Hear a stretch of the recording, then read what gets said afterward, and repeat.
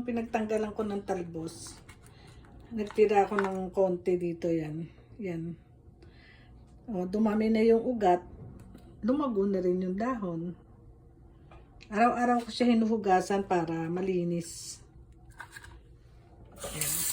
Meron na akong halaman. Ang ganda sa paningin. Ayan ito yung ugat niya. Ah. Ito ang ugat niya.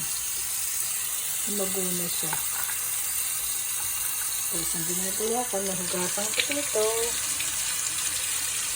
Para lumipit. Okay. Bato pala yan. Dapat ibababad ko sa daan. Yung ugat lang yan nakababad.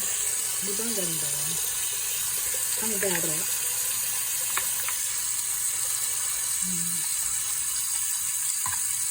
Meron akong halaman. Meron pa akong gulay. Soon. Salad na. Ito nga, pwede ko na to isalad eh. Sama ko sa avocado. Tomato. Etc. etc.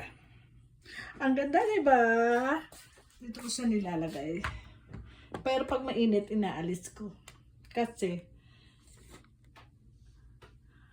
hindi siya pwede sa direct sunlight. Yan o. Ganyan lang siya.